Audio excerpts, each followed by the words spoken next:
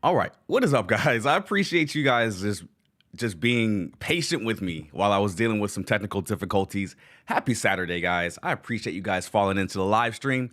But if this is your first time, my name is Jay. The YouTube channel is called Trippin with Jay, and we do travel reactions every single Saturday live on YouTube, Rumble, Twitch, Kick. What other platform? Facebook.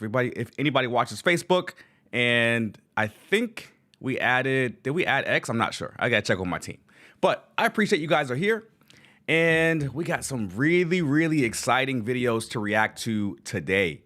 And if you guys can see in the title, we're gonna be reacting to 3 different cities within Ethiopia, and not one of them is Addis Ababa. So it's going to be 3 surprise cities that you guys may or may not know exist, which is why I'm doing this, because you guys may not know these cities exist.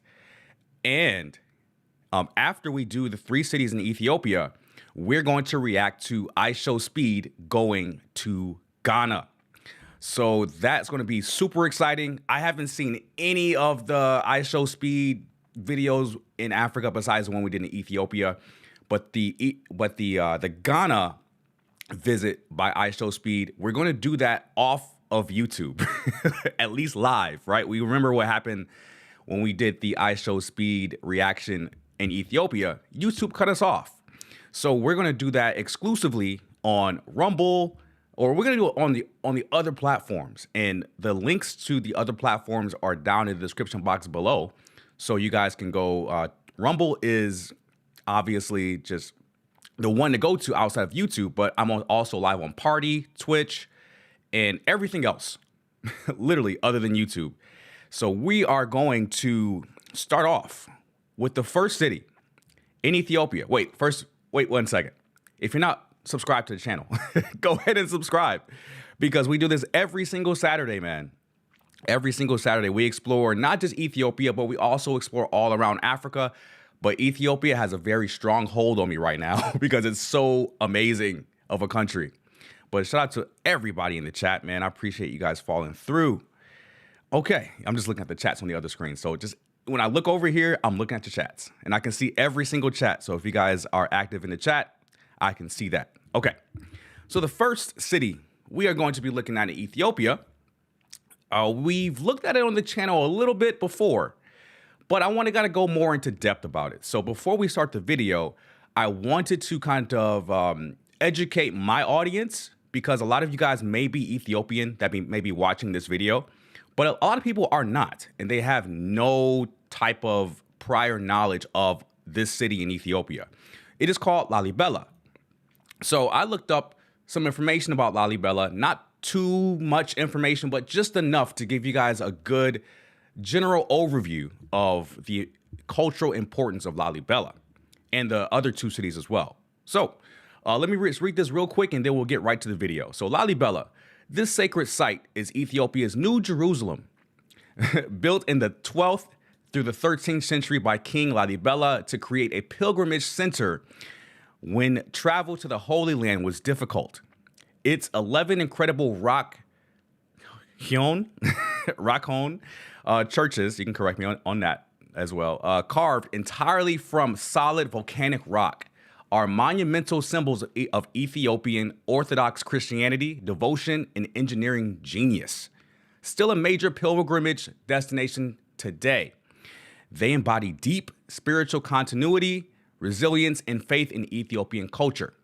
These spots showcase Ethiopians' incredible diversity, from royal medieval grandeur to Islamic heritage and ancient Christian wonders.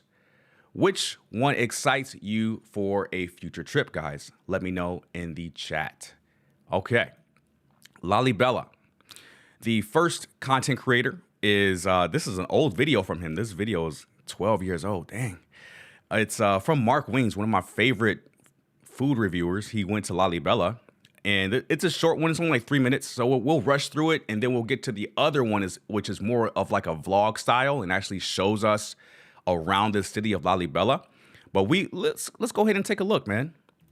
Lalibela is one of the holiest cities in Ethiopia, and in the 12th century, King Lalibela attempted to build a new Jerusalem. There are 11 different churches, each remarkably carved from single boulders of rock and chiseled from the top down. The series of rock-cut churches at Lalibela are an extraordinary sight to see. Wow. It's about 9 a.m. this morning. We're here at the most famous church here in Lalibela, St. George's Church, and you can see it down below. So there's only one entrance, wow, and it's a trench to the bottom. Oh, I didn't know it was a trench. Oh, that's a for real trench. Like, I haven't seen any of the videos of Lalibela show this trench down into the actual temple. So that's kind of interesting. Ooh, I've never seen the inside. Starting from here, just one.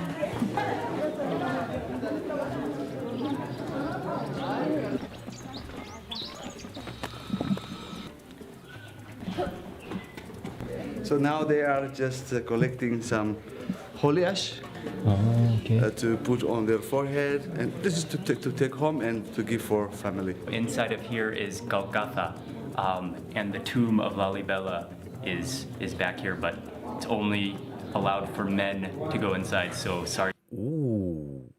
Wait, so they have the tomb of King Lalibela inside of the church. Bro, and this is why we watch different content creators when it comes to specific cities like this, because they each have their own perspective and their own access and their own prior knowledge of a specific city and or monument. So we get to see stuff like this.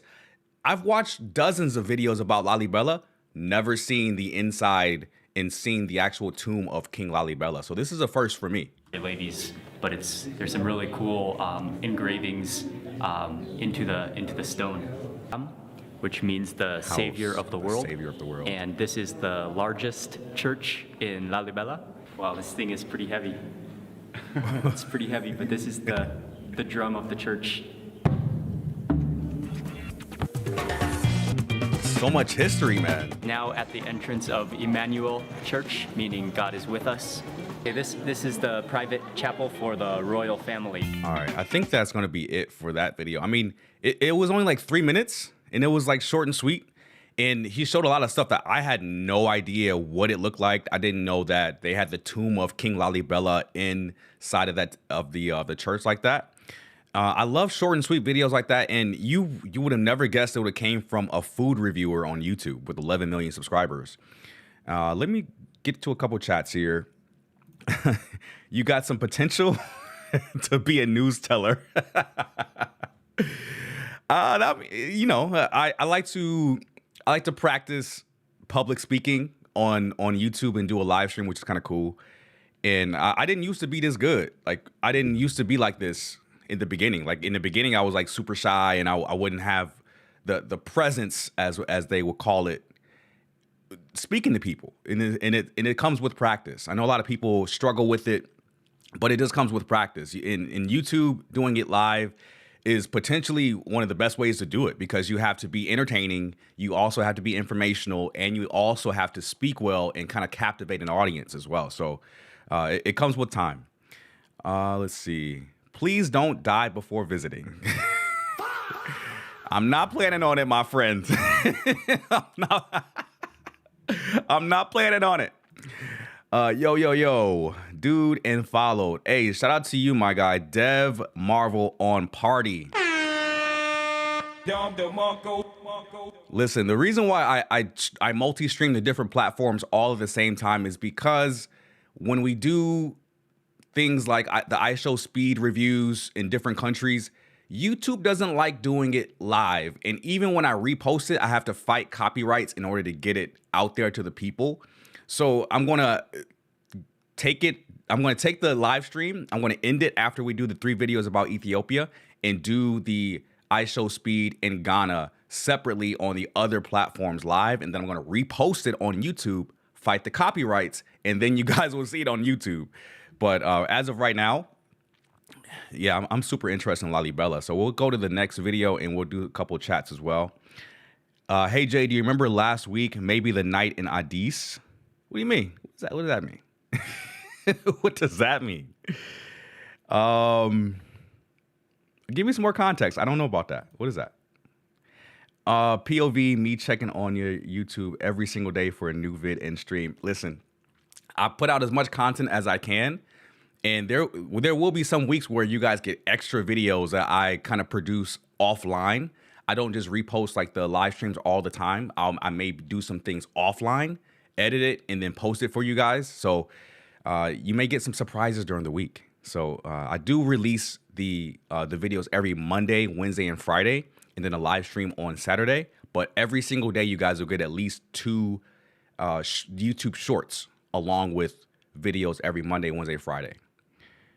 So I appreciate that. Just checking the YouTube channel every single day. Thank you so much. That means a lot. You are Ethiopian at heart. Thank you.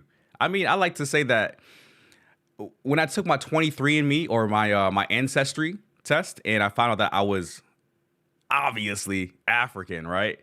I wanted to explore more of the continent, and I wanted to explore where I'm from, which is I'm 25% Nigerian. And I wanted to explore Nigeria. I wanted to explore Ghana. I wanted to explore just different countries within Africa. And doing it live, kind of like I would hope that other people will kind of get influenced and inspired to do their own ancestry and find out where their ancestors came from and do more research on where they're actually from. And they can have much more of an identity of that. Because here in America, we have a lot of Black Africans or African Americans, as people want to call it, or Black Americans, and they have no idea where they come or where their ancestors come from within Africa. So once they find out, I think it's their duty to find out the history of their country, where they come from, how their ancestors came over to America, and just find out more about their roots. Because without that, if you don't know where you're from, man, you don't know where you're going. And from my perspective. So Ethiopian were among the earliest in the world to do advanced stone engineering.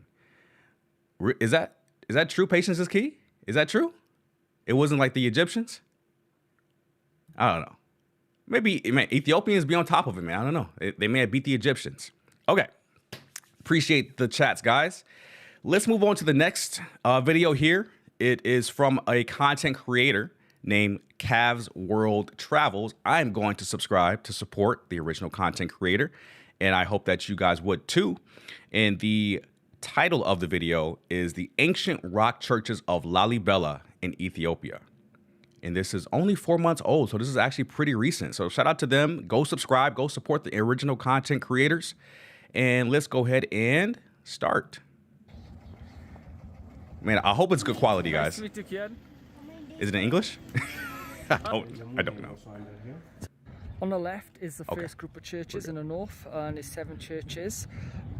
And then on the right side is the south churches, and there's 4 of them here. King Lalibela made 11 churches in total in the 12th century. He was inspired by his trip to Jerusalem, and he wanted to create a new Jerusalem in the town of Lalibela, which he named after himself. And it took 23 years to make all of these churches. The coffee. House of Madonna. Yeah, Beit Madonna. Beit means. Oh, wow. Bro, can we pause? Hold on. Let's go back to that. Hold on 1 second. I'm so sorry, guys. Look, and that's carved out of rock, out of stones. Look how nice and detailed that looks. I don't know if the outer structure is newer, just to support the inner structure, and the inner structure is what was actually built. But the outer structure that you guys see, it looks a lot newer. So that just may have been made to kind of hold up the inner structure. I'm not too sure. You guys can correct me on that. But I'm just so interested in the history, not only within Ethiopia, but within Africa. But when I see stuff like this, it's like, yo, our ancestors were way more intelligent and smarter than we give them credit for, in my humble opinion. So 72 pillars in Yeah, this church. inside and outside. You'll have the disciple of Jesus or the student of Jesus. Reconstruction, 1954. 1954. Yeah. Okay, so I was right. 1954, the outer structure. Okay, so this side original, and Yeah. then that side is a Yeah, restored that's bit. why. Yeah. So this is a very old baptism. So this is an old baptism. I'll show the Oh, the feet of the people lived in caves? These are the caves people used to live in. What? behind me. In touching from the pillar, that's why that's collapsing from north and south. Yeah, you can see the difference. His cuts are kind of crazy though. Only priests and deacons are allowed in this building, which they call Bethlehem. Yeah, that's why I just. His jump cuts are crazy, y'all. I'm sorry. I haven't seen this before playing it. But it's showing the inside of the church though. And this is updated too. The priests, they have to covering nabarit because of the sacred. They close in the by the clothes and then they give it to the mouse. Right. So they call it holy. Holy. Right. And the second section is that's after the curtain. That's why look from after there. That's holy of holy. The holy of holy. They put the 10 commandments. The priest and the deacon. So only priests and deacons are allowed behind that curtain, no one else. Okay. But Hey, these jump cuts are killing me, man. How long is this video? It's 18 minutes, the second man. one is King Abraham. Okay. The third one is King Lalibela. The fourth one. So this is Oh, that's King Lalibela. Hey, beard game strong though too. Get the get the beard, bro.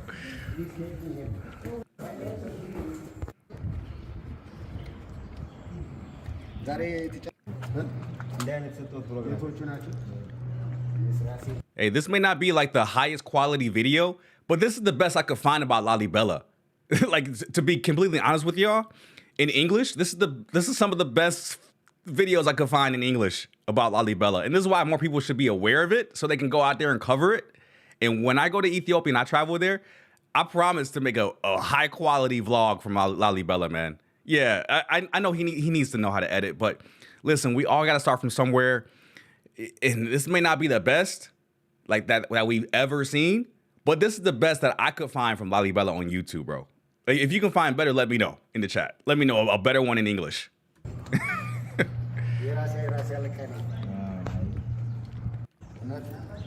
So this is another project of King Lalibela. This is the first ever one done. So this is the first church in Lalibela that was constructed.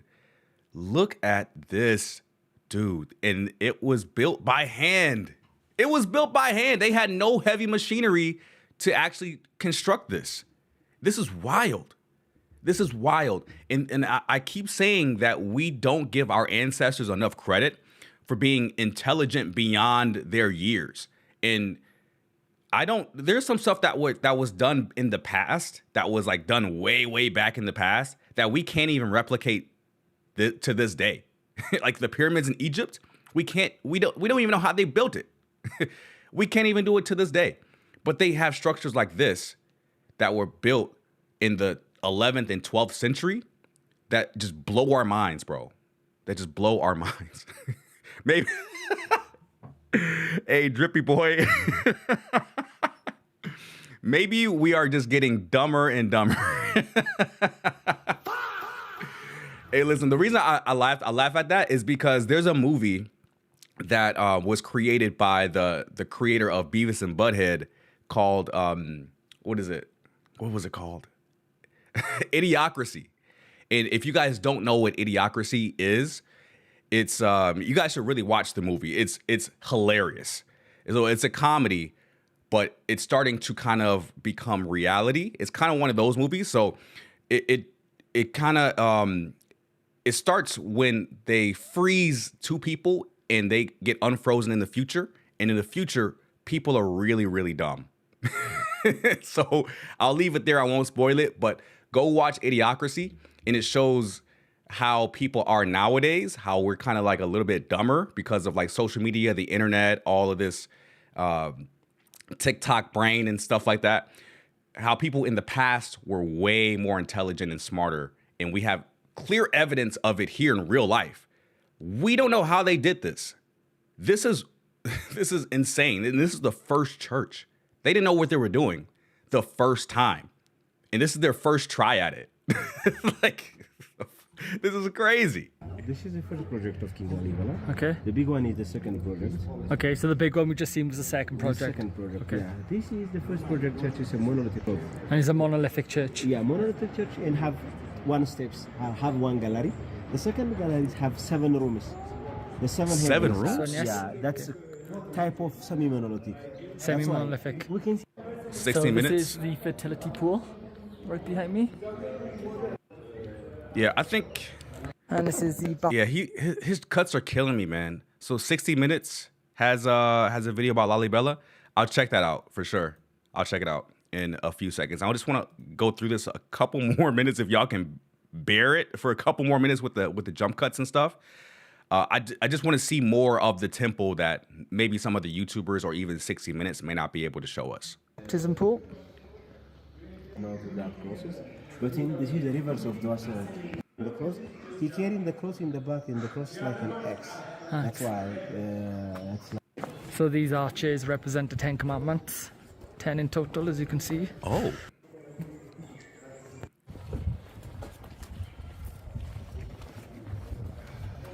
Yeah, so this is level 3.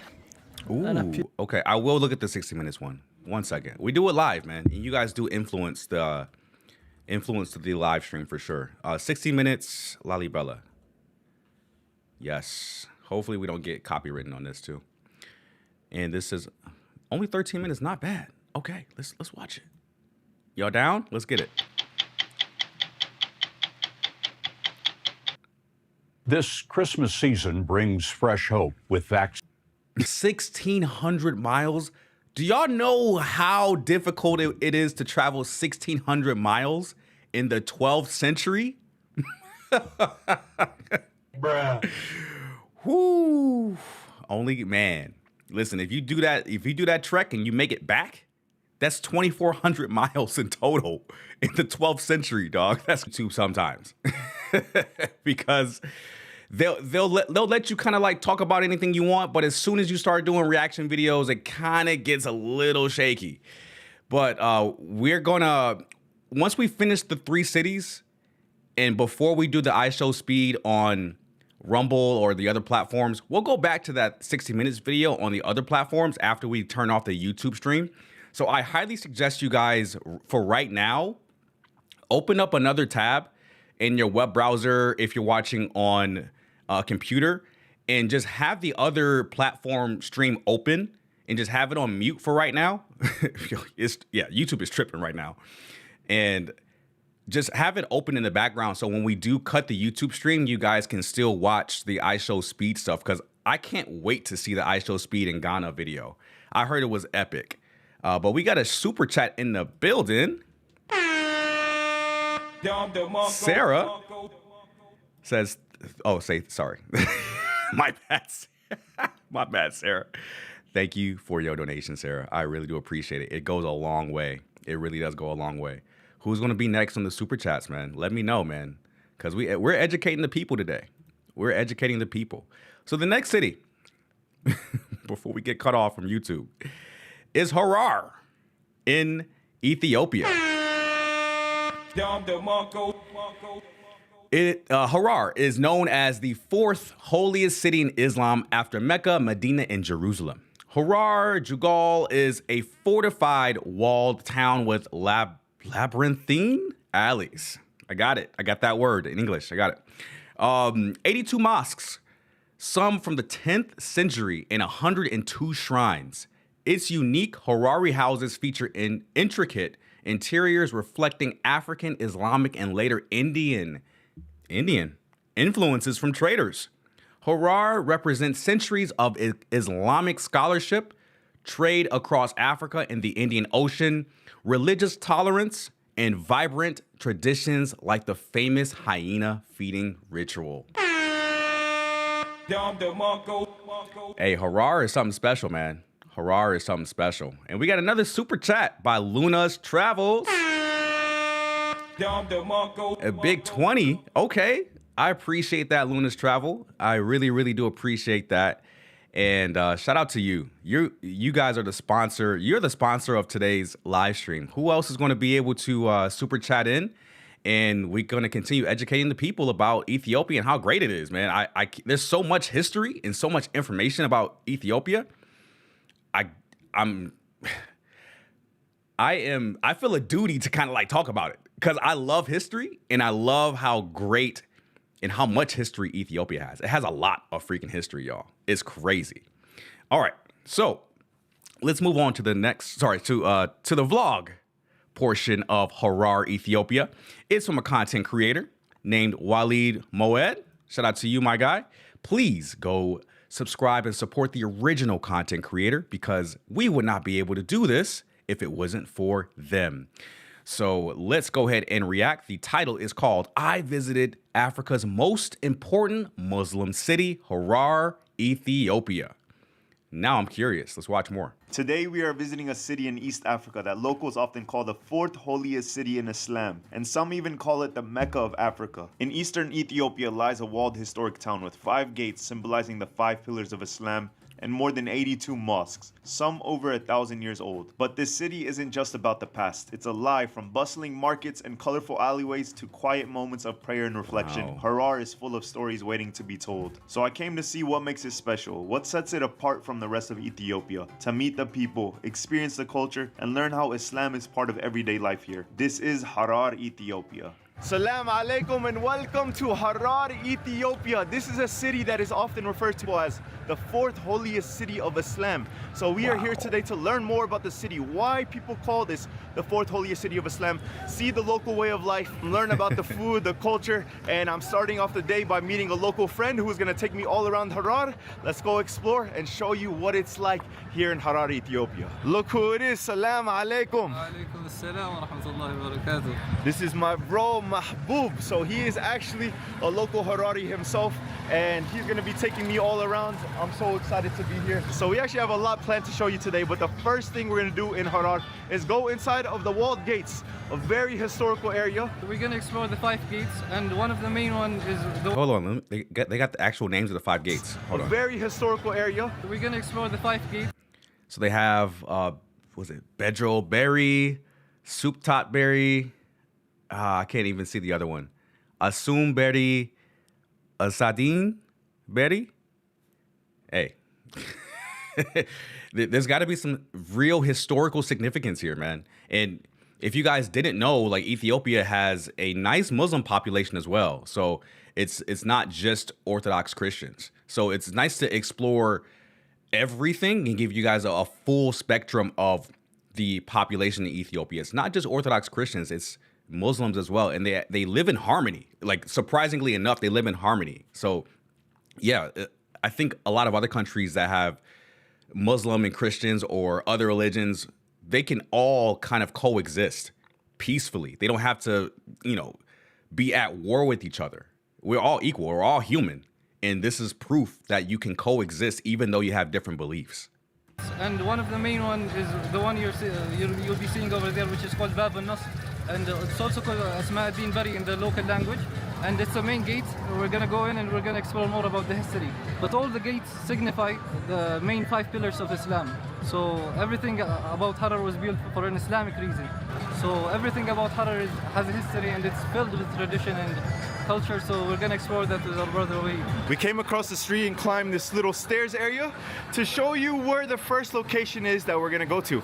So all of this that you see right here is the walled city of Jogol. And this is one of the main gates. Everything about Harar is intimately connected with Islam.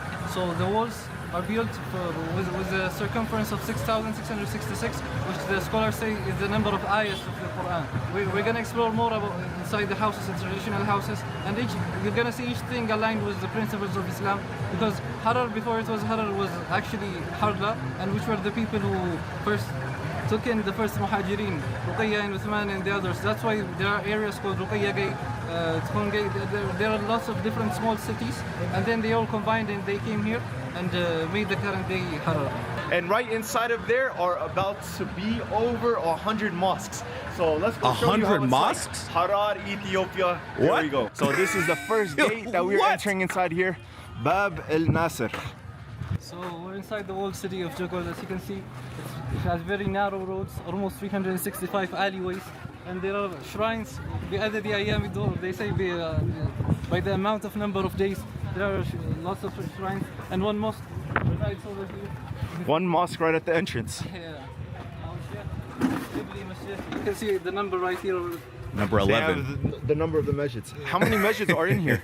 More than 82. More than 82 masjids in this whole walled city. This small 48-hectare land. So Jagol contains the most concentrated amounts of mosques in all of the world. So you can see this is number 11. Masjid number 11, and we have 81 more mosques to show you. You can see, it was actually That's wooden crazy. doors. So usually it was a little bit shorter. It's because it would signify that you would essentially bow to God when you enter the house of God. Most of them used to be are designed this way as short because of the respect they had. So they would actually bow down. Oh, wow. So first mosque we're seeing right when we enter inside. 81 plus mosques to go. There is actually a big mosque in here as well called Jama Masjid, and we'll be going there for prayer, showing you how that's like. Well, welcome inside here, man. You got the donkeys, the locals selling goods, and there's street food, and inside here there's also many traditional homes that we will go and try to tour one of the homes as well while we're here. Another thing that stands out right away too is all the buildings are colored white with this turquoise color. Is there a reason for that? So, like I said, prophets like this types of colors, white, green, and everything in Harar intertwines with Islam. So, most of the mosques are colored fully green. You'll see that. Oh. So, traditionally, they used to ground different types of rocks and make them. Now they paint it in normal colors. Is this a masjid right here? No. It's just a house? We passed one. Oh, we already passed one. 2 minutes walking in here, we passed the masjid. There are so many mosques here. That's I'm excited insane. to go walk around all of them and see like the different masjids. I feel like there are some beautiful hidden gems. Assalamu alaikum. Kifak. Oh, he has the raw meat too. Shu ismak? What's It's your so name? nice. Iqbal. Yes. We love you all Palestinians and we wish you good. And he's swearing by God that he loves you. My brother, my brother. He's inviting you for dinner. Yes. For lunch. He's inviting you for lunch. Bro, Come here. bro, he doesn't even know him. And he's like, come over for dinner. Like, how nice are Ethiopians, man? They don't even speak the same language. And they just met. Like, is this typical? Is this typical of like Ethiopian culture that people are just so nice and wholesome and just like inviting strangers over for dinner? Like, is this normal? Because for me as an American, I'm not inviting a stranger over for dinner.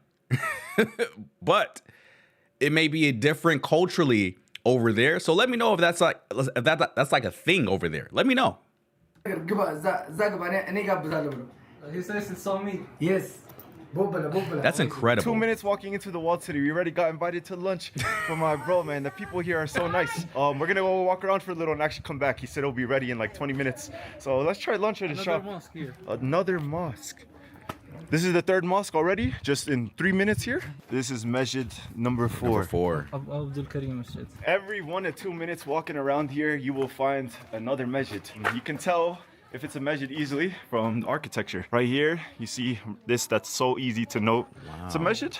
And then they also got signs in front of all of the doors. This is number 16. Interesting. But looks like this one is locked. Can't enter in it. The architecture is getting me, man. So, This is amazing. Lalibela. Wow. There's super narrow roads. I have to walk sideways just to get through here. And here we got really beautiful painting showing Harar. Take a look, and this is one of the gates entering inside. Wow. So you can see there's so many masjids all over. We got the traditional homes. 1 masjid, 2 masjid, 3, 4. So many here in Harar. And here's one of the gates. So one thing that you quickly notice also when you walk inside of here, there are many museums. Mahbub was just telling me that there's like 3 museums right next to us. Yeah, even the city is called the Living Museum because of how rich it is in history. Over here, if you want to see, we can see the Harar Gate, the Argob Bari Gate, Sukutat Bari, Asmaddin Bari, Assum Bari, and the Badri Bari. We'll try to visit some. They signify the 5 gates of Islam, and this in particular, the added gate. It's a 6th gate that was added. And over here, you can see Amir Abdullahi, which was the last Amir of the Emirate of Harar, the land known for its trade and Islamic learning. We got some museums to show you inside here. We got some mosques to show you, but we're gonna go head back to Iqbal's shop and go enjoy some lunch first. So let's go. Oh, he's really about to go eat lunch with this guy he just met. This is awesome, man. And this is normal. So he brought us this platter right here. We got two different types of meats. This is zilzil and tibs. And of course, you have to eat it with the injera. Injera. This is the Harari injera. It is not as tangy as the other parts of Ethiopia. It's more sugary. So it's a different experience of injera. Wait, is that? I had no idea they had different types of injera in different parts of Ethiopia, and like the tastes were they differed to a degree. I didn't know this one it tastes more sugary. So I know I've had like I guess normal injera and it's like really tangy, but he said this one's more sugary. I did not know that they made different types of tasting injera in different parts of Ethiopia. Huh? Hey man, this is why we watch this stuff. I'm discovering this stuff for the first time ever. Let's try this Harari injera. Yo, way sweeter. Yeah. It's not sour. It's not sour. Huh. Tell me what you think. You're gonna get the first bite. Actually, in Ethiopia, you have to give gursha for your guests. It's called the gursha when you feed someone with your hands. So we're gonna give it to Ali. You have to feed me? Yeah, you have to feed it. Soon that. So it's a tradition here. Hey, that's the It's culture. really good.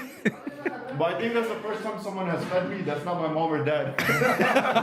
It shows respect. They say if you bite once only, يطلع, or it essentially breaks the bond between you. So you have to add another one. So we're gonna give you another one. What? He has to do it Last again. one. Which means it makes peace. The second one makes okay. peace. The first one makes war. And the third one. Has to do it 3 times. When you're in Ethiopia, get ready to be fed. Get ready to be fed. We tried this meat first. It was honestly really delicious. Yo. Now we're gonna try the zilzil. Bismillah. What a lunch, man. I wasn't expecting to have a lunch like this right when I walked inside of Harar, but very, very delicious. And the owner of this restaurant, man, what a guy. My bro, shukran. Brother. Wallah, the people here are so nice, man. Officially, like Ethiopians might be some of the most hospitable, nicest people within Africa, man. This is amazing hospitality. And they just met. And they were inviting them over for food. And he said it was fire. And it was great. Like, where else in the world do you get hospitality like this? And it's just, and like you literally just met them. There's no previous rapport with this person. He didn't know him prior to coming into his shop. But just showing that type of hospitality to a complete stranger is potentially the most loving thing and most heart-filled thing you could honestly do for a person, man. Like to be able to have the wealth to give to a complete stranger is beyond me. It doesn't happen here in America, man. That's why it's such a foreign concept to me when I see stuff like this. And I always have to call it out and have to point it out, is because it doesn't happen here in America. In America, we're so shut off from each other. We don't even know our own neighbors, let alone a foreigner comes into your city, doesn't look like you, doesn't speak your same language. And you're like, you know what? This may be his first time here. Let me give him an awesome experience. Let me offer him to come to my shop for a lunch and give him some food. My food's fire. I'm about to make sure that he puts my shop on the map, because I know my food's fire. I want more people to come into my shop, and I want to show hospitality to a complete stranger, show him how nice Ethiopian people are, no matter what religion they practice. It's just a cultural thing amongst their people. And I love every minute of it. Love Palestine. I love Palestine. Dammi Palestine alla balacho. Emda. He says Palestine runs through my Dammi Palestini. Yes, wallahi. Dammi Palestini. Shukran, Habibi. Tell him we have to pay for it, bro. Carefree.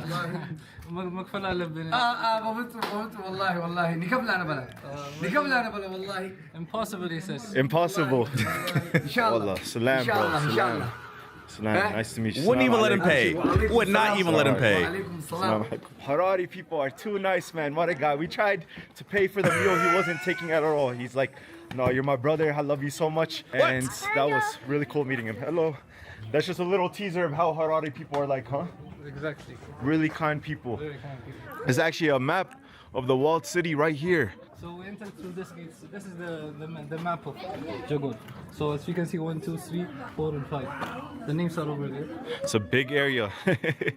Where do you think we're at right now? I think here. Around here. That's it. There's so much more to see. They should have, like, if you guys have ever been to like a shopping mall before, they should have like a sticker that says "You are here" on every every map that's around Harar. So you actually can keep track of where you are. They should have like those stickers, like those red stars or something. You are here. And then you can start exploring different parts of Harar and you won't get lost. That would be a good idea, right? I don't know. I'm just thinking. My funny brain is crazy. It's actually getting close to Asr time. We're gonna go to the biggest mosque in the walled city for Asr.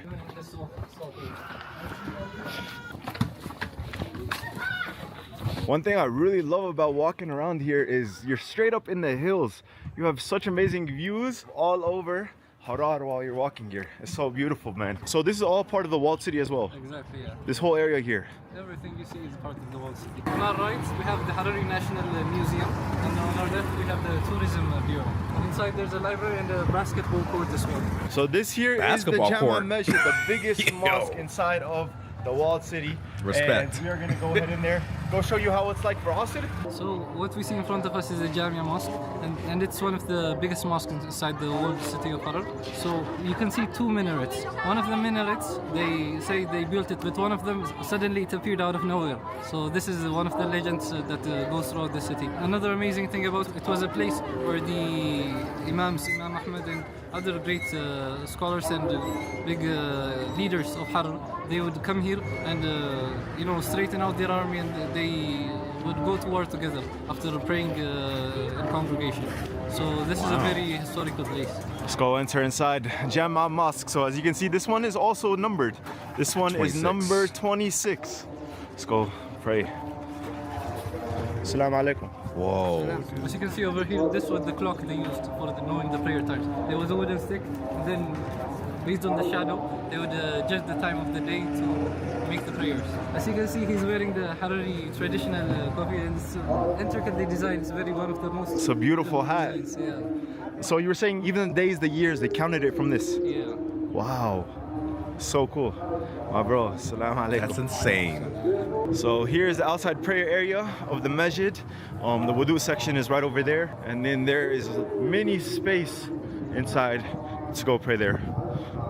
Whenever we go pray, I'm gonna go show you how it's like inside of the masjid. But yeah, here is the wudu section right over here. We just got all done making wudu. Let's go enter inside for Asr prayer. This is incredible. There's so many different areas that you can go and pray in here. This is a really interesting masjid. Dude, different religions are so incredible, man. Wow.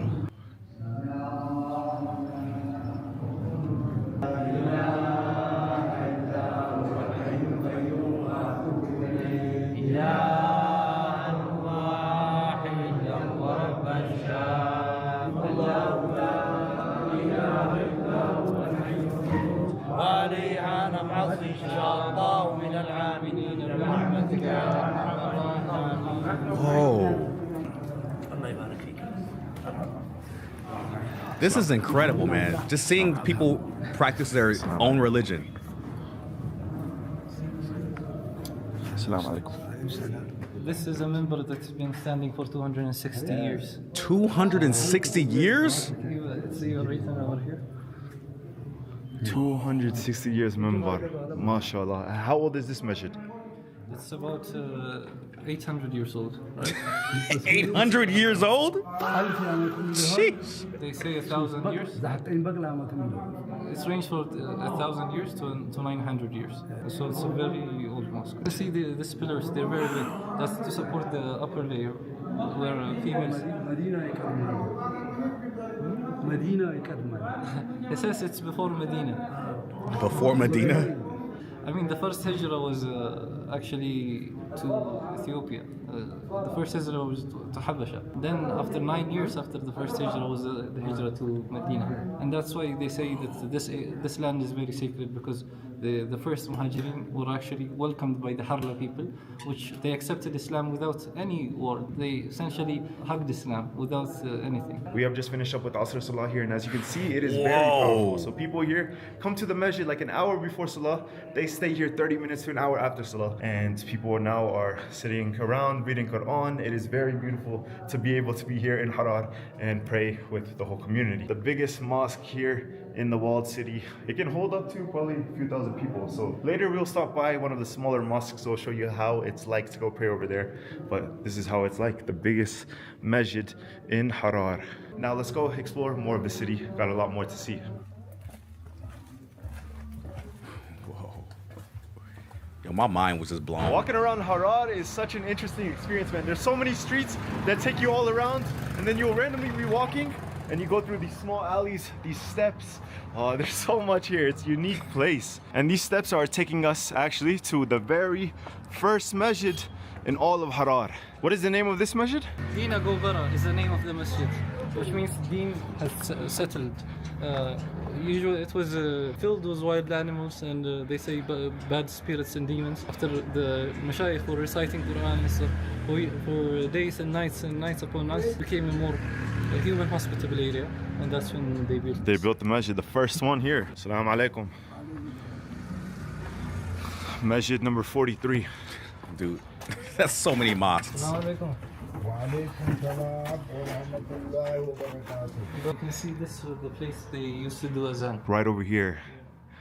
But they don't do it then here anymore? No, they do it. He does it. He's been doing it for years upon years. This man right here. Yeah.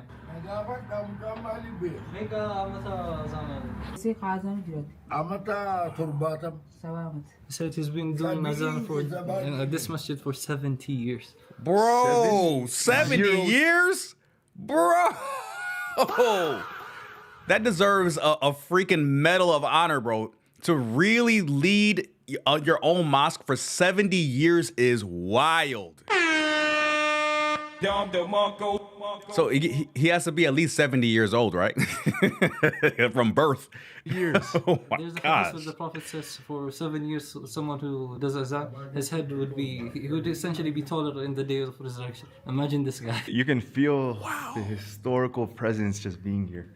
Do you know how old this masjid is? 70 years is crazy. More than 1,000 years, 1,200 years at least. Wow. So this is what the inside looks like in one of the smaller masjids here inside of Harar. I can't believe this man has been doing the adhan for 70 plus years. Just being here, walking around, learning about everything. I understand why the locals call this the fourth holiest city in Islam. This is unlike anything I've ever seen. The city of Harar, Ethiopia. More visitors need to visit here, especially Muslim travelers. Especially in the Muslim world. We lack Muslims. The other Europeans, the French people, all of them come, but we lack Muslims here who knows about their history. So come visit us and even give me a call. Honestly, more Muslims need to come visit this place. Like, I am shocked, I am in awe. Very amazing city. We're gonna show you the view from the top where they make the adhan. You can see all of Harar from up here. Whoa, Wow, guys, look at that view. Wow, what a city. Imagine Fajr adhan every single morning to start your day right up here with this view of the city. Oldest mosque here in Harar. What a place, man. Subhanallah. Somewhere every Muslim should come and visit. We're gonna leave the masjid now and go right next door to show you the traditional houses as well, to show you a little more of Harari culture. So let's go ahead. Yeah, let's see some of the houses. Welcome and let's just inside. take a quick break, guys, before he goes into the next part of the video here. I don't know if we'll be able to watch the whole thing, but we'll try, man. This is really interesting to me, at least. Well, we got a few chats here. Good job, my brother. And let's see. Check into Eritrea, please. Let me know, guys, if one's in the chat, if you guys want me to explore Eritrea. I know the cultures are very similar, but I know that Eritrea was conquered by the Italians, if I'm not mistaken, and they have a lot of leftovers from the Italian culture. They have like bread and stuff like that. I don't know. Like they have the treats from the Italians. But let me know. Like, put a one in the chat if y'all want me to go through Eritrea as well. I know I can cover that and kind of put in like a little bit of Nipsey Hussle, because Nipsey Hussle is half Eritrean as well. So I can kind of explore that angle as well. So let's see. First mosque in Africa is in Massawa, Eritrea. Okay. In Harar, they love sweets a lot. I think they love sweets worldwide, to be honest with you. Very proud to be Ethiopian. Yes, my hometown. And we have the best mosques in Eritrea. Okay. Put a 1 in the chat if y'all want me to explore Eritrea. A traditional Harari house. Assalamu alaikum. Oh, what? Wow. Look at this. Harari house, this right here. Yeah. This is a traditional Harari house. It has 5 niches, you can see here. It looks like a store. It looks like a store. The head of the house. So the king of the household basically sits here always. This is his spot. And he has his weapons right here over here. So he could take them on command.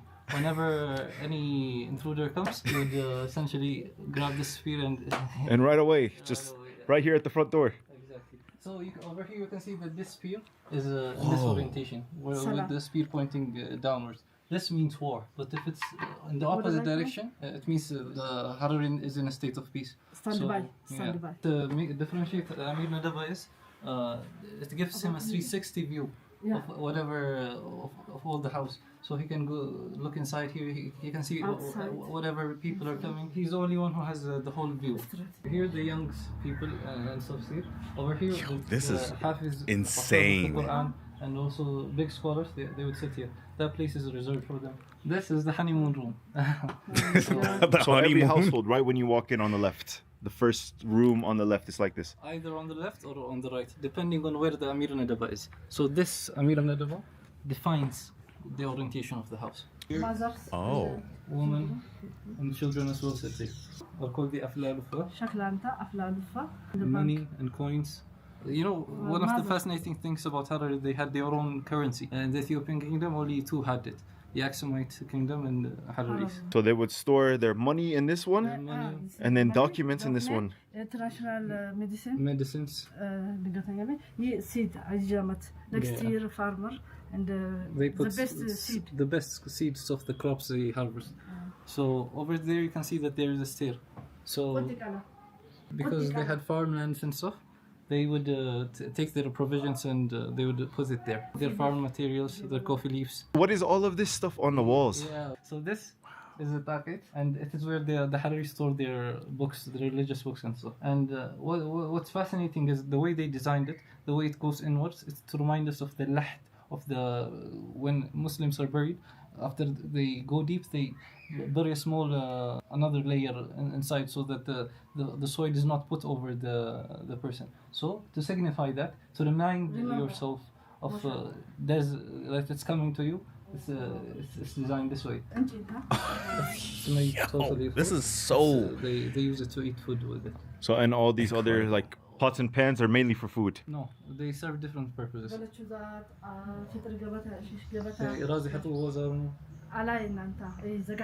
Okay, they're ones bigger than this also for washing clothes. Each and every one of them serves a purpose. They're called mots. This thing you see, even the name signifies death. Mot, yeah. Mot from Harari. Speak basket mot. Mot. So this is so. I'm so sorry to keep pausing the video, but this is so out of the ordinary. The way that they're explaining it, I'm just so mind blown, because I have never seen the culture like this before.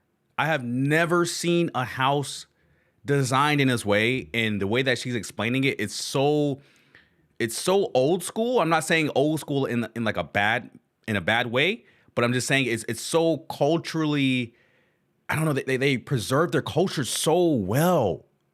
How did they preserve their culture so well, knowing that we have all of this technology nowadays that could potentially give them a better, I guess, a better lifestyle, but they still choose to preserve their culture. And I find that so fascinating. And I'm not saying this in a bad way. I'm saying this in a very good way. They preserved their culture. And this is back when things worked the way that they were supposed to work in society. And they've been able to kind of keep this, and we see the impacts of that preservation of culture.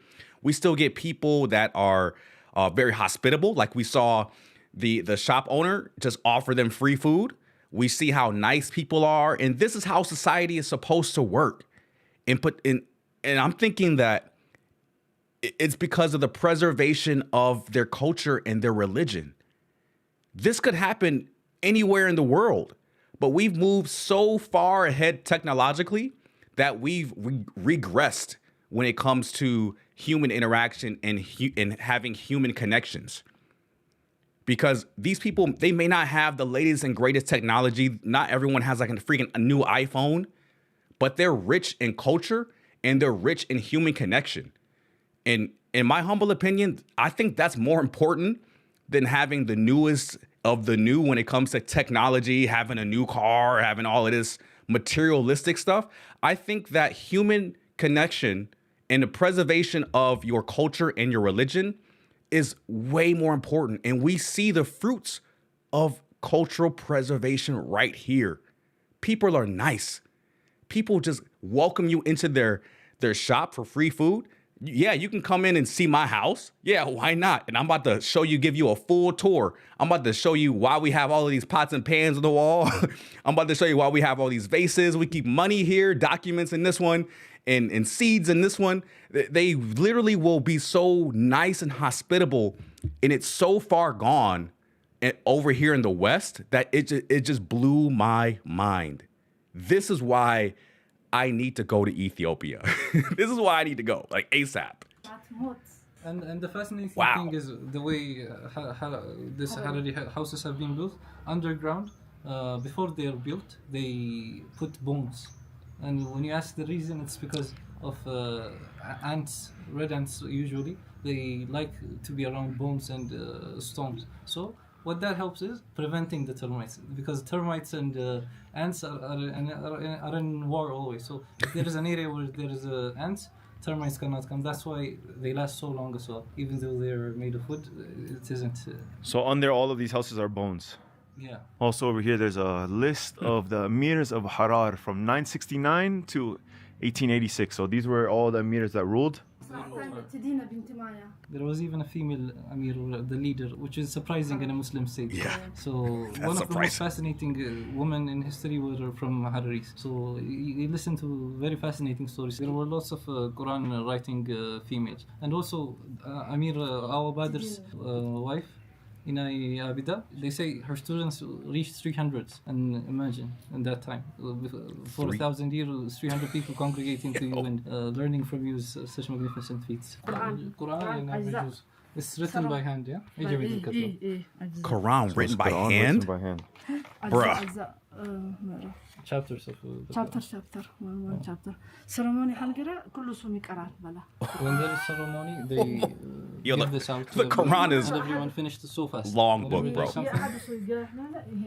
Harar is known for its book binding process. So even some historians like Procomper says that the way it has been made, none other books have been made. So Harar was a major bookmaking place as well. When I was thinking of a traditional Harari house, I was not thinking of this. Yeah, this is so unique. It's really cool to learn about all of the use cases of every single piece of item that is in this house.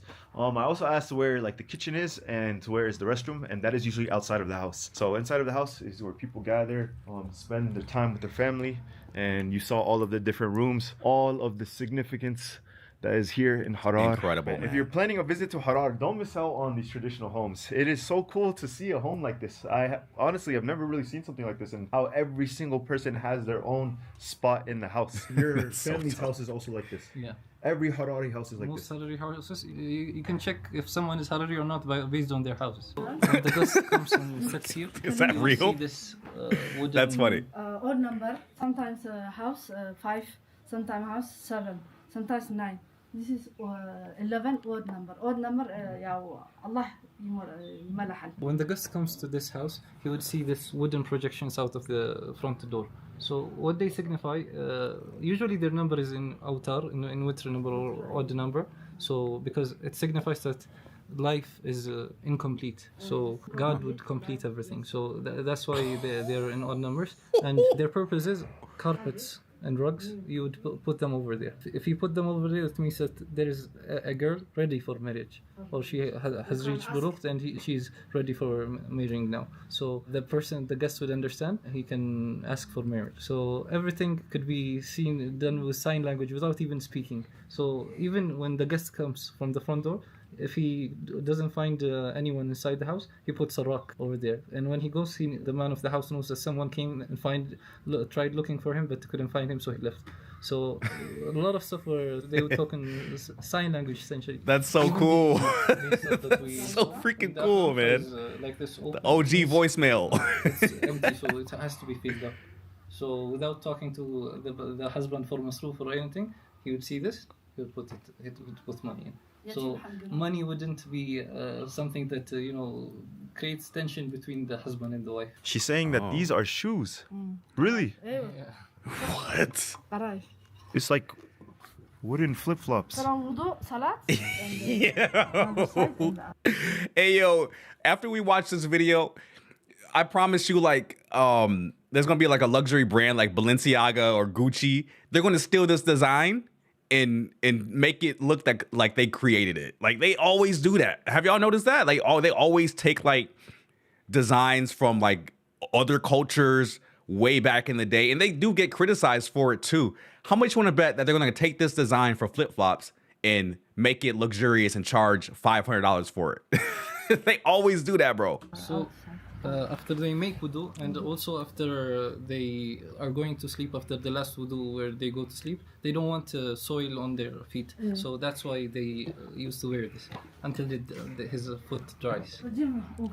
And when there's long journeys, they use this leather shoes. It's so cool to learn all of this. Wow. If you find yourself visiting Harar, you definitely need to check out a traditional house. I've never seen any traditional houses like this anywhere else. Thank you so much. Shukran, shukran. What are your thoughts on the house?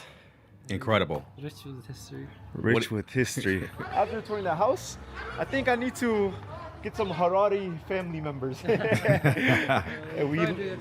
We live this traditional life. It's honestly amazing. And it's so cool that they still live this life to this day. Like, many people's houses still look like this. And guys, I'm going to skip to the food, and then we're going to move on to the third and last city in Ethiopia that we are going to explore today. And let's see some food, man.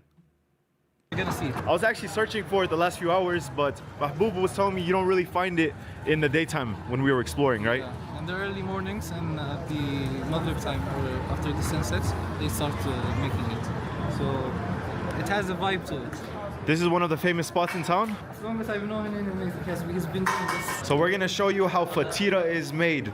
Right over here, we have all of these doughs, and this is step number 1. So he folds it up into a square, puts it in here. Step number 2, crack the eggs, put a little bit of salt.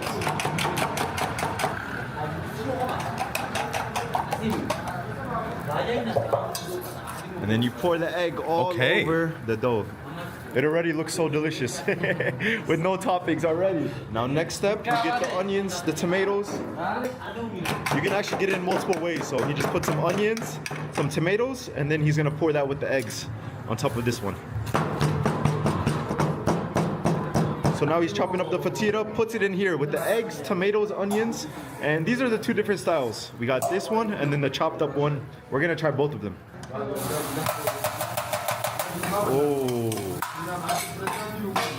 Okay, I can rock with that, man. That looks delicious. Let's go. It smells so good, looks so good. I can't wait to try it. This is the upstairs area of the restaurant. Get a pretty nice view here of Harar.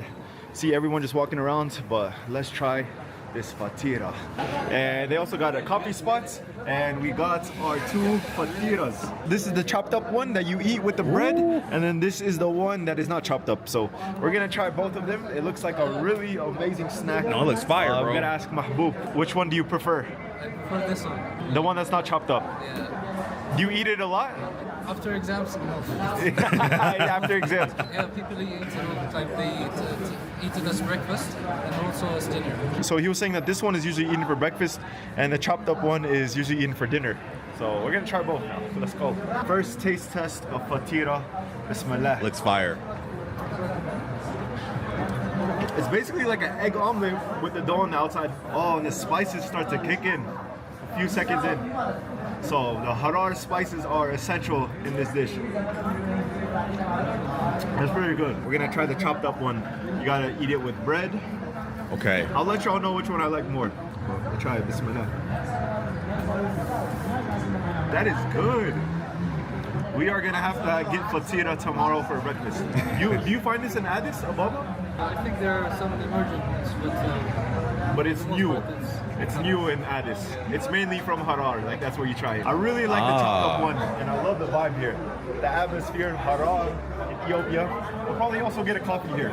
It's a nice hangout spot. A lot of the locals come here after Maghrib Salah. Salam alaikum. It's the coffee man of Harar. Coffee, yeah. My bro. What's your name? Bilal. Bilal. Yeah. Sugar? Yes. Damn, man. So He about to be up all night and then the with night that. here from my bro Bilal.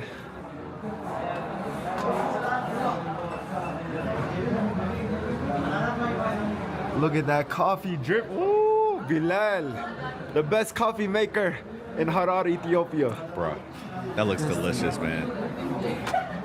Final products. Shukran, shukran.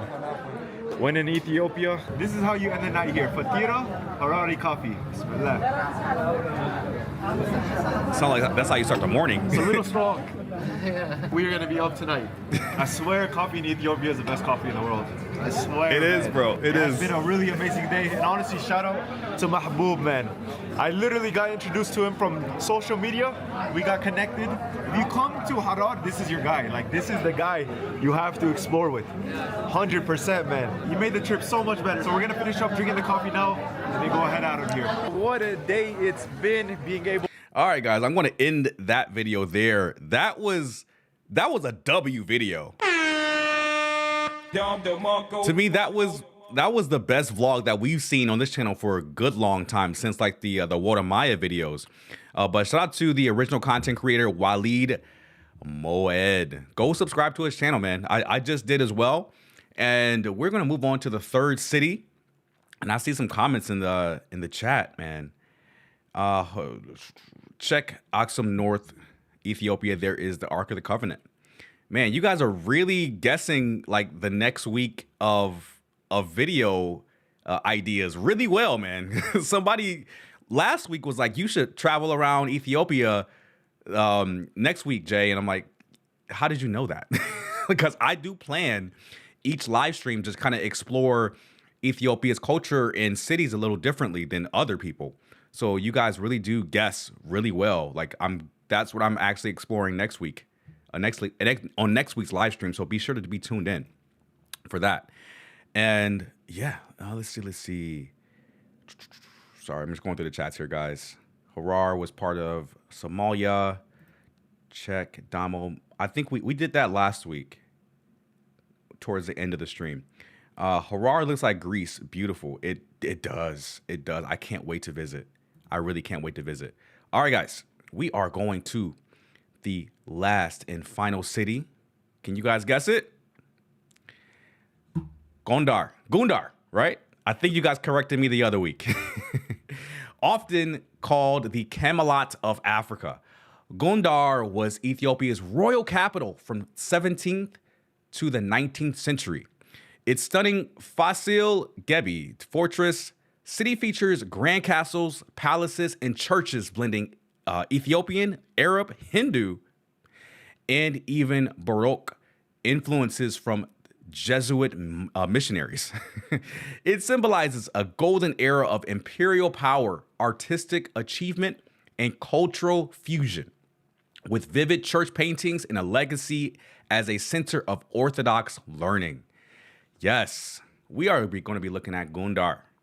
Once again, we are going with one of my favorite YouTubers from Ethiopia, Ty Travels. So shout out to Ty Travels. Guys, go subscribe to Ty Travels. He is slowly becoming a really great YouTuber within the country of Ethiopia. And I think that all my Ethiopians, please go subscribe to Ty Travels and tell him that I sent you. And just go and support, man. We got to support our people. we really have to go to support our people.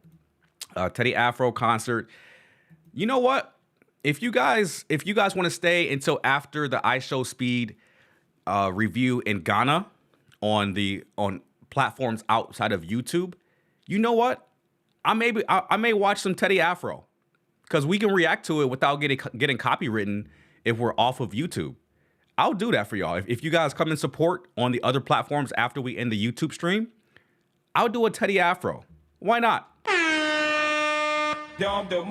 Why not? Why not? My mother, as a child, she sued to make Gucci supplies. They forced them to make all the children do all the work in Asmara, Eritrea, Cathedral Church, and after all was done, they sent what? They sent to Italy. So essentially, it looks like that Gucci got sued, and they were doing, like, I guess, child labor. That's crazy. Okay, Gondar. Yes. Let's see. Yeah, guys, if you come watch on the other platforms, once we finish Gondar, I'm gonna do some Teddy Afro, man. I'm gonna watch some Teddy Afro. Okay. Again, Thai Travels. Guys, go support all my Ethiopians. Go support Thai Travels. And the title of the video is Gondar proves once again why it's called the City of Kings and Culture.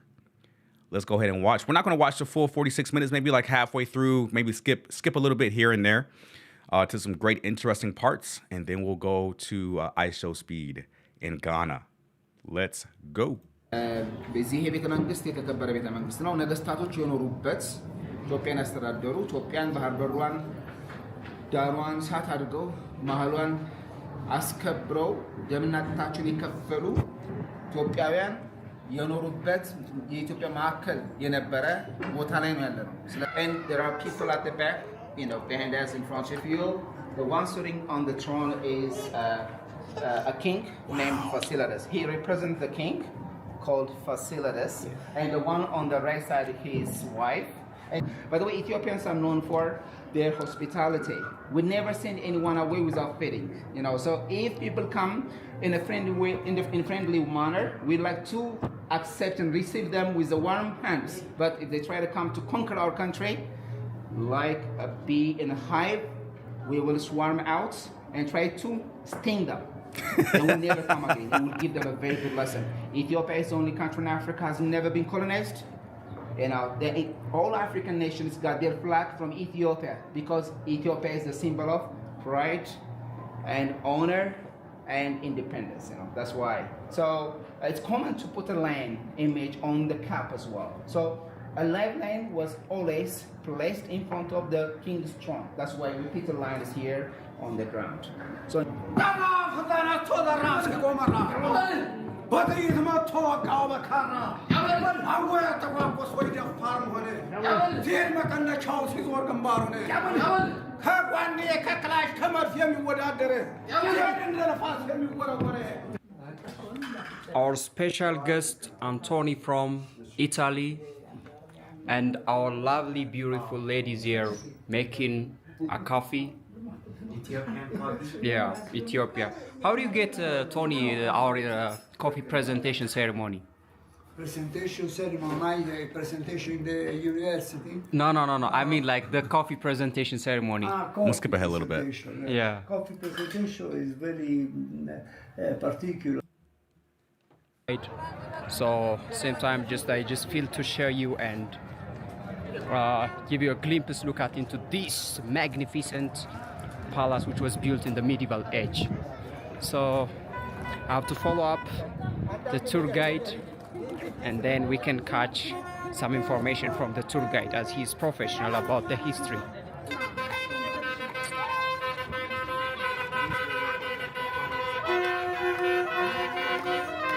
Whoa, look at this. This is how they welcome the guests. Wow, look at that castle, man.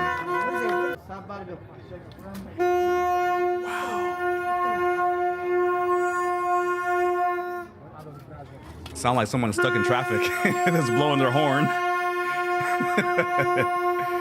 This is so cool, though.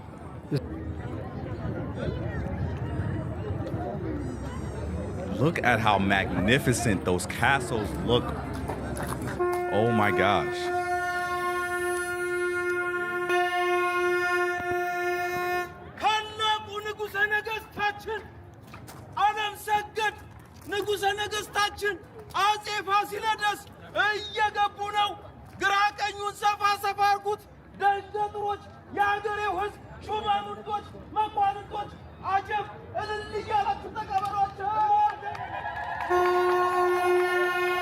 This is when the king comes into his palace. This is how the king was, welcomed. The soldiers, the princess, and the prince. This is to let you now everyone the king is coming. He's the spokesman of the king.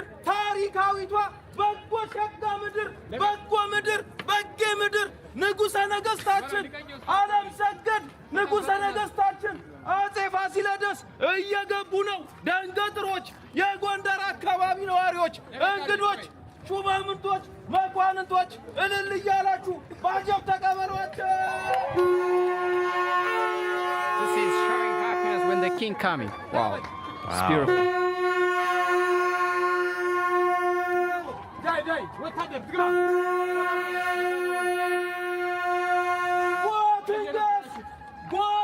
Yo, this is insane.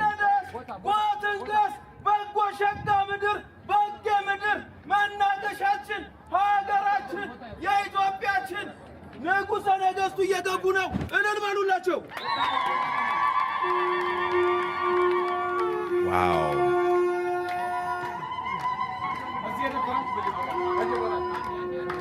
This is how the king was welcomed when he just came back to his palace, It's very amazing.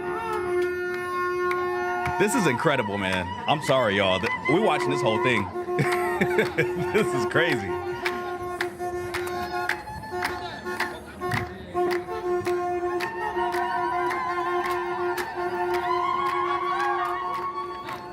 You're together.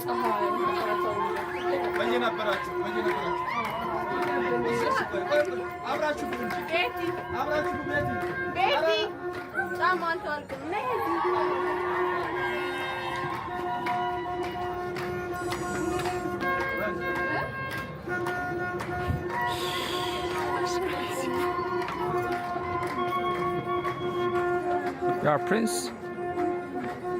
the international.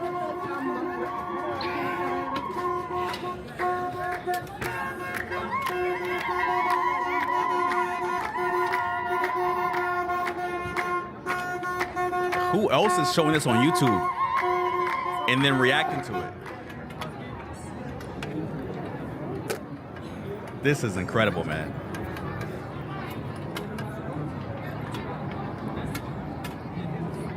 The king was somewhat, maybe for some purpose outside of what his palace, and when he just come back, this is how the king was welcomed, See everyone how they welcomed. So this is what they are trying to show in such a way for the people who are coming here to visit, to explore, So it's very amazing.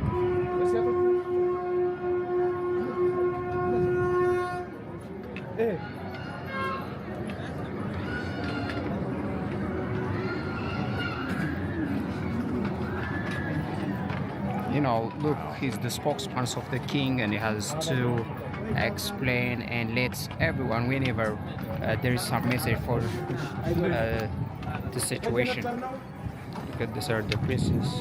Ain't nobody else showing that on YouTube, man. Childs of the king family, the real family. Prince. To speak within, they ask me something. I will just tell him to explain for you everything. If you guys have ever seen the movie with Eddie Murphy and Coming to America, before he went to Brooklyn or Queens, this is how most Americans kind of see like African royalty, because of Americans look at movies sometimes as art imitating life, but when you see how things really used to be in real life, you can kind of draw comparisons to movies that we've seen in the past, right? Coming to America had Prince Hakeem pretty much being like this, Like whenever he would walk, you know, women would throw roses at his feet. And his father was like the king of Zamunda, which was a fictional country within Africa. But this is how African kings and queens actually used to live. And this is how it used to be. And and it's funny seeing this and drawing a comparison to a movie with Eddie Murphy on it.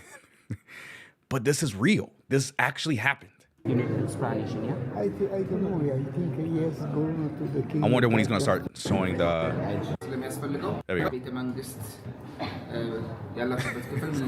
I know it's a reenactment. I know it is. I know it's a reenactment, bro.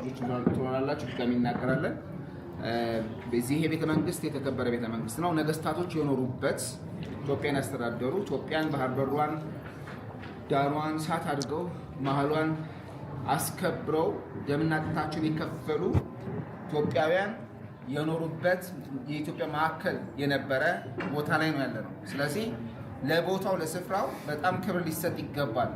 አውሮፓውያኖች ከላይ የተቀመጠበት ድንጋይ ነው ብለው ድንጋዩን ከልለው ታሪክ ያደርጋሉ። I'm going to skip a little more and see if he's speaking in English for my English-speaking audience. A king named Fasilides. He represents the king called Fasilides, and the one on the right side, his wife.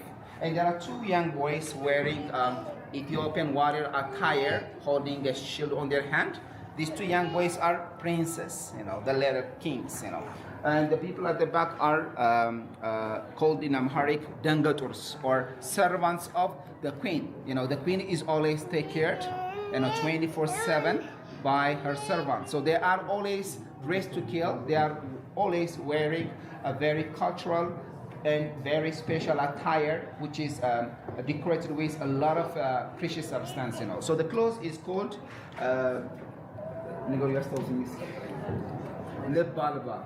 okay. It's a very special clothes. In the past, that looks so amazing, man. Ethiopian, I need that in my life. Servants of the queen, but it was also worn by the wives of the high-ranked Ethiopian nobles. And so they are dressed just like this, especially when they got married during their wedding ceremony. They got dressed just like this as well. It was beautifully decorated, and they put a lot of different ornaments on it. You know, they don't only use necklace, bracelets, and anklets or hair bands. They also put a lot of different jewelries on their clothes as well. So Ethiopia was rich, not in history, but in culture as well. So they had a lot of beautiful, respected cultural attires, you know. And those who are wearing the robes are the queen and the king, and these people are the nobles. As you see, there are a couple of lions and one tiger in the middle, and there is a beautiful carpet in the ground. Of course, in the past, the carpet was handmade and was beautifully decorated. Handmade. By the way, the palace was highly gilded with ivory, gold leaves, and a lot of different precious stones. Unfortunately, all these things have gone without a trace. They have been all looted. So why they put a lion here in front of the king? In the past, Ethiopian kings claimed that they were descendants from Solomonic dynasty. There was a queen named Queen of Sheba, a queen of Ethiopia. Once she traveled to Jerusalem and met King Solomon. When she came back from Israel to Ethiopia, she was pregnant. Then she delivered a child who later became the king of Ethiopia, named Menelik I. So Menelik was a king in Aksum. So from Menelik till Haile Selassie, about 237 Ethiopian kings claimed that they were descendants from Solomonic dynasty. So Solomon was the king of David. David was a descendant of Judah. So Judah was symbolized by a lion. So lion was used as a national emblem of Ethiopia for centuries. You know. So one, they try to show their power by keeping lion in their royal enclosure.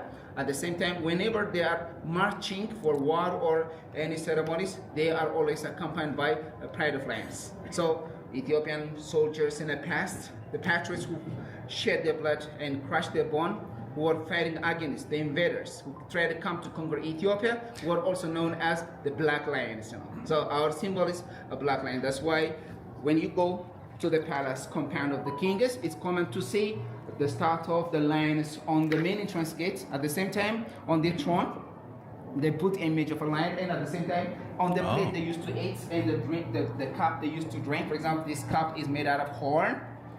during the time of the kings in the old times, when a king had a banquet to serve for his nobles and high-ranked foreign delegates, it was common to serve drinks like touch. Have you tried touch? Honey wine is one of the Ethiopian cultural royal drink. It's always served for a special guest when they come to visit. By the way, Ethiopians are known for their hospitality. We never send anyone away without feeding. So if people come in a friendly way, in a friendly manner, we like to. Oh my gosh. That's funny. I just noticed that. I don't know why he has the rainbow colors in his shirt. But yeah, this guy is actually really good on his presentation. He knows his Ethiopian history. And that's why you're not really hearing me just interrupting him or stopping the video. But he's just spitting facts right now. He's spitting facts so fast. I'm like, I don't even hear him breathe. He just keeps talking. But the words that he's saying, if you're actually listening to him, he's really spitting a lot of Ethiopian history that is important to the country in how Ethiopia became the Ethiopia that we see today. And it's so important for people to understand and know their history, because if you don't know your history, you are doomed to repeat it. So if you don't know the wars of the past, you don't know how they were defeated, you don't know what happened, you will be, subject to experience that same downfall if you were conquered in the past. You need to know your history so you know how to not let your people down again. That is crazy. Accept and receive them with the warm hands. But if they try to come to conquer our country, like a bee in a hive, we will swarm out and try to sting them. They will never come again, and we'll give them a very good lesson. Ethiopia is the only country in Africa has never been colonized. All African nations got their flag from Ethiopia because Ethiopia is the symbol of pride and honor and independence. That's why. So it's common to put a lion image on the cap as well. So a live lion was always placed in front of the king's throne. That's why we put the lions here on the ground. As you told me that you came from Italy, like to speak to the king. You are one of the delegates from Italy, so I have to try to talk. And if you have something you want to say, you can say anything that you want to the king. But one thing that you don't have to forget, there are some rules to follow. There are some rules to follow. Yes. Before you try to approach the king, try to show respect by bowing slightly and stretch your hand forward a bit. That's a cultural way of showing our respect to the king. So try to stretch your hand like this and go down and show your respect to the king. And you can speak to the king. The king is multilingual. He speaks several languages, two local languages. By the way, Ethiopia has its own alphabets and numbers. The only African country with its own alphabets and numbers. There was a language spoken in Ethiopia before Amharic was introduced. That's Ge'ez. He speaks Ge'ez, he speaks Arabic, he speaks Amharic, speaks French, speaks English, he speaks several languages. But he always likes to talk in Amharic, whoever he's talking to, because he's proud of being who he is. So on his behalf, we are happy to have you here with us today. You are a guest of honor for us. So you can come and can approach and show your respect by forward your hands towards him. They got the white guy doing it. That's funny.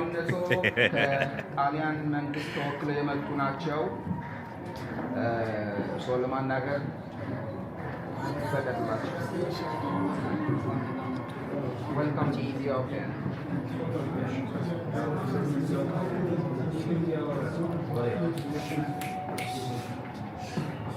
Yo, that was. I'm gonna skip ahead a little bit, but that was, man. If anybody ever wanted to kind of like know the quick and easy way to kind of understand Ethiopia's past and the history, they should literally just clip that part of that guy speaking and post it everywhere, because literally that was like a nice and concise and compressed way of how Ethiopia became the Ethiopia that we see today. And that guy got it down packed, bro. Like I don't know how he memorizes all of that, but he just blah. He just literally just gave it all to us. And I don't know a single person that would not understand the history of Ethiopia, because he was able to break it down in such a way that anybody that speaks basic English can understand the history of Ethiopia. He is explaining it extremely well. Kudos to him, man.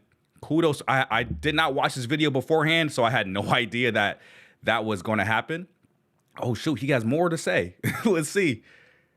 አውቶቡሱ ላይ ዋንጫው ላይ ሰኑ ላይ ፈረስ ግላሱ ላይ በየሐውልቶቹ ምናምን አንበሳ መጠቀም ከአክሱም ጀምሮ Oh, it's a different language. I'm sorry, guys. I think he shows more of the temples. But man, if you guys ever want to send like a part of a video to your people to your friends that may not know anything about Ethiopia and the history of Ethiopia, you may want to just clip that part of this video and just send that to them. Like that was very, very well delivered and explained. I there was like, I don't even think ChatGPT could explain it better. That was really, really well done. At least the compound.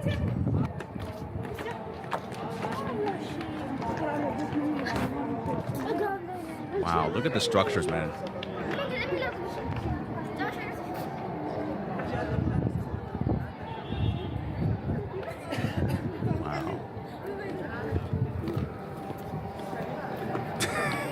She don't want to be on camera. So what I can just promise for now, when I just come next time, I mean like in the upcoming days, I'll just give you a brief explanation and detailed history of these all the palaces what you see. The one what you see in front of us, the big one, was the first palace built by the founder of Gondar city called King Fasilides. Oh, is there? And this one what you see here, it was built by his son King Johannes, or you can say it John. And that one, patience is key. I did not know that. Thank you so much for pointing that out, guys. There is a difference between the natural rainbow and the rainbow associated with pride. So just let you guys know that. Had no clue. Thank you. The more you know. Appreciate that. By the son of King Johannes, this one what you see, was built by King Iyasu. So I will just give you a brief what these old buildings were served for. So I'll give you that. Look at the architecture, brief. man. And this one, what you see in front of us, was a library, you know, an archive for documenting everything. So in the 16th century, our kings, the emperors who used to lead Ethiopia here in this palace, have such an archive place where they document books, you know. So this was the library. I'll give you that brief next time. For now, I'm with my friend Anthony. So I think I'm going to stop the video there, guys. If you do want to, I guess, see the entire video, you'll have to go to Ty Travel's YouTube channel to watch it. But man, he really captured some great footage, and I'm so glad. When did he post this? He posted this 9 days ago. Shout out to Ty Travels, man. Thank you so much. W video, bro. Okay, guys, you know what this means. We are going to go to the iShowSpeed in Ghana portion of the live stream. However, YouTube is not friendly to people that want to react to it. So I will see how we can get everybody over to either Rumble, Twitch, Kick, or Party. The links are in the description box below. And I'm going to see if I can get a Rumble link really quickly. 1 second, guys. Because what we're going to do, the people that want to watch the live stream of me reacting to iShowSpeed live will have to come over to the other platforms because YouTube will end our stream if we don't. Okay? So let's go to... I'm just getting the link real quick, guys. Give me 1 second. Let's see.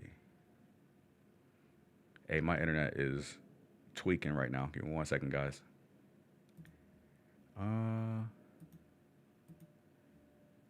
Shoot.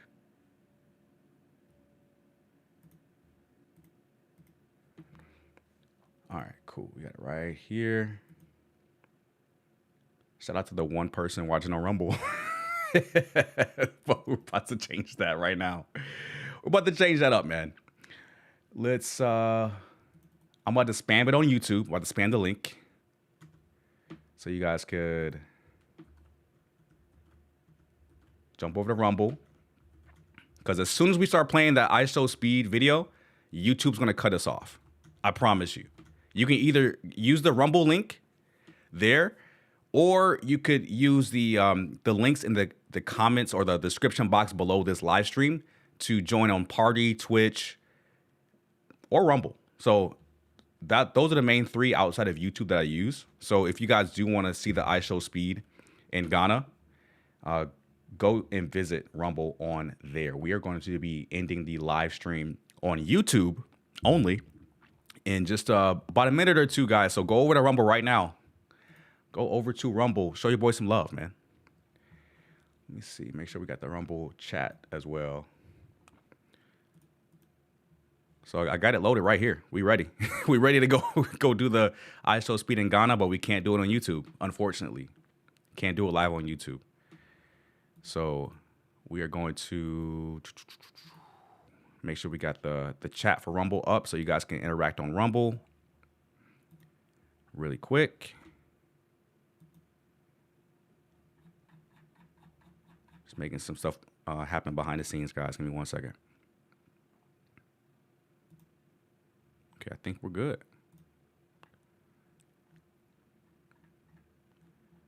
All right.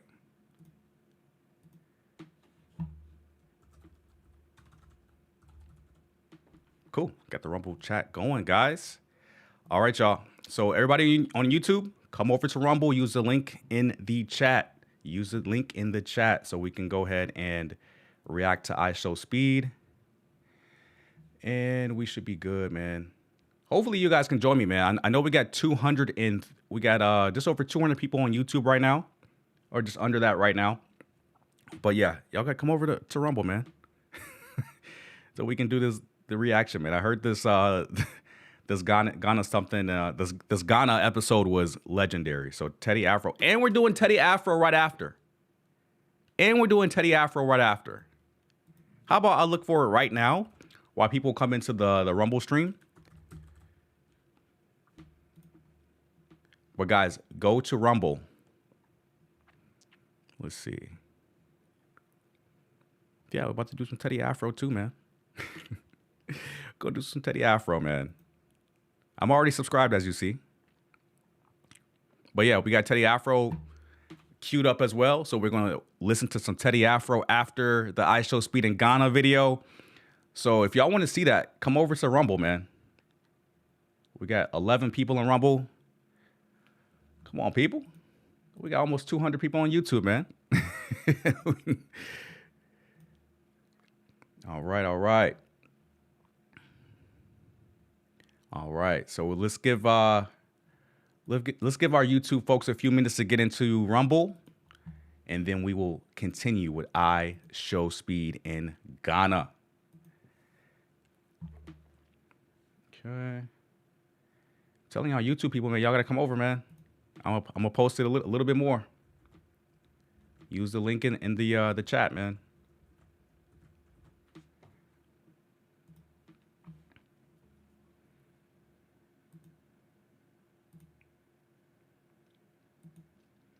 All right. Worst case, I'll repost it on YouTube, fight the copyrights, so you guys can see this on YouTube as well. I will try my best. It's not guaranteed though. Just letting y'all know. All right. Let's transition over and off of YouTube. And I'm going to take a couple minutes for a break. But we are going to stop the YouTube stream in a few seconds. What's up? Salam. Come over to Rumble. If y'all want to see the rest of the stream live.